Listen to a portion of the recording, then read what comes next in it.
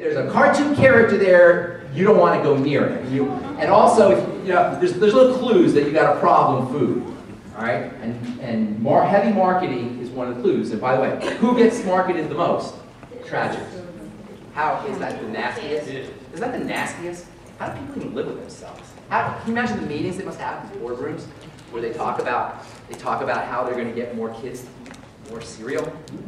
You know why we like our sugar frosted flakes and Pop-Tarts and Danishes and pastries for breakfast? It's our reward for getting out of bed. Let's be honest. Let's be honest here. It's the only way we can get out. We can look forward to our pastry. All right? That's why we eat. That's why we eat for 3 seconds or 2 seconds or 1 second. The spoon is coming up to our mouth. We don't think about our bills, our kids, or the government, or taxes, or whatever. And then we eat the food, and then there's the New World Order again. Wait a minute, right? So what do? We get another one, and we keep doing it endlessly because we're trying to get rid of our problems, and we don't have problems. So what is this telling us? It's telling us that we're medicating. We're self-medicating. We're self-medicating with our food because we're looking for some peace of mind. That's all we're looking for is a moment's peace of mind. I notice in my business. You know what? If you got a problem with your kid, you got a problem with your spouse, your boyfriend, your girlfriend, neighbor, if you have a business and you want to have a good business, there's only one thing your customer is looking for. There's only one thing your spouse is looking for. If you're not getting along with your spouse, you're having an argument with your kids, your dog, anything. There's only one thing anybody's looking for, any living being is looking for. You know what that is? It's to feel safe. To just have some peace of mind. Praise God, this is what grace is really all about. It's you get peace of mind. It's about finding a place to just be safe. This is what all babies want. It's all a child wants. The only job a parent has is to create a sense of safety for that baby. Whatever time, am I right? You know what I'm saying? And every problem we ever had as a culture comes from some kid who did not feel safe on some level.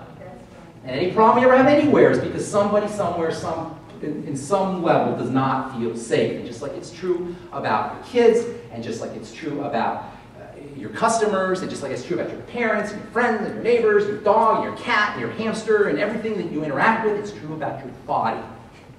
Your body needs to feel safe. And we do it through food, and we do it through drugs, and we do it through all these dysfunctional mechanisms, and at the end of the day, it just wants to feel safe. So what do? You figure out how to make the body feel safe, and there's tons of ways to do it. One of the quickest ways to make the body feel safe is to just breathe. Because the lack of oxygen quickly tells the body it's not safe. Correctly so. It's associated with a lack of safety. So somehow, just helping the body feel safe, unless you think this is some kind of airy-fairy talk here, it's not. It's based in your neurology, your nervous system. You have an emergency nervous system and you have a safety nervous system. Which one do you think you want to be regulated under?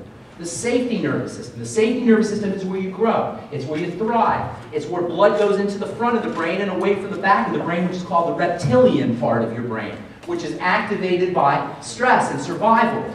So you turn the body's sense of safety on by making the body feel safe. By the way, when the body doesn't feel safe, your blood will clot. Your blood vessels will close. You'll get hypertension. Your kidneys won't work. Your digestive system will shut down. You'll be constipated. These are all manifestations of the sympathetic nervous system, the stress nervous system. Ladies, in menopause, you want a checklist of everything that marks a sympathetic overdrive: hot flashes, insomnia, anxiety, jitteriness, infertility, or lack of libido. When your body doesn't feel safe, by the way, it ain't making a baby. Everybody who wants to, there's an infertility epidemic. Well, no kidding, because nobody feels safe. Under conditions of emergency threat, your immune system will shut down.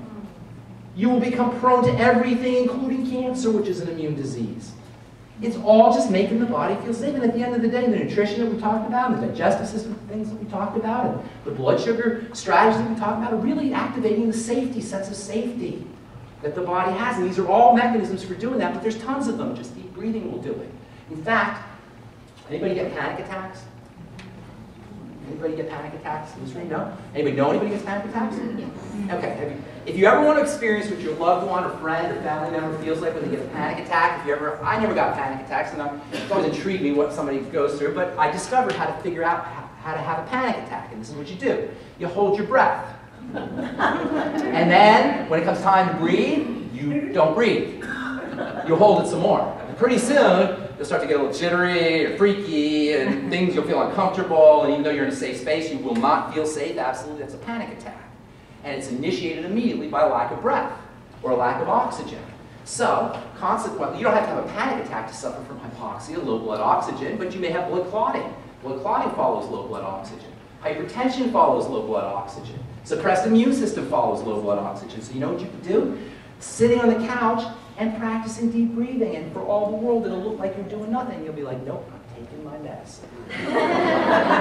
It will look like nothing's happening, but you'll be doing way better healing than you will ever do from any drug known to man, with no toxicity. And it's called spiritus, inspiration, to inspire, to respire for a reason.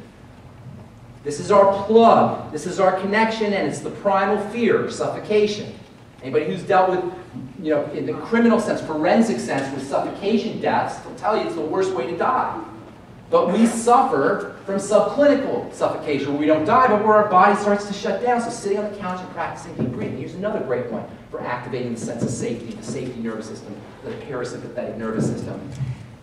A hot bath. Take a hot bath. Instantly activates the parasympathetic nervous system, the relaxation nervous system. A hot shower.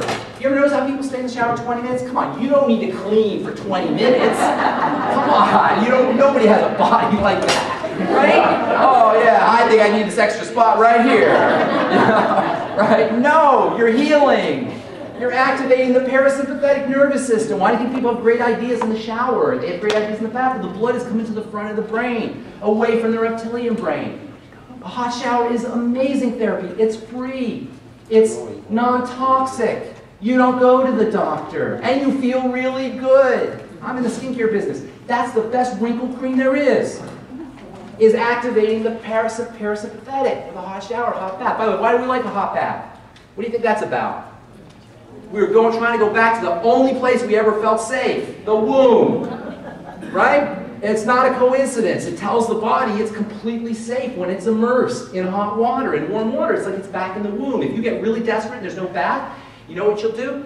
I watched the show 48 Hours. You ever see 48 Hours? I like these cop shows for some reason. I don't know why. It's kind of my little thing. But anyway, there's crazy things people do. I'm always fascinated by that. But I was watching one guy who got accused of murder, and he actually did it. And immediately, as soon as he admitted that he did it, or they caught him doing it, whatever, he went into a fetal position.